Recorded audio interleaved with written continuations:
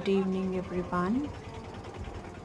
ఇది పిరంగపురంలోని కొండ మీద పండుగ అని జూలై మంత్లో చేస్తారనమాట. 3 days ఈ స్టాల్స్ అన్నీ చాలా స్టాల్స్ పెడతారు.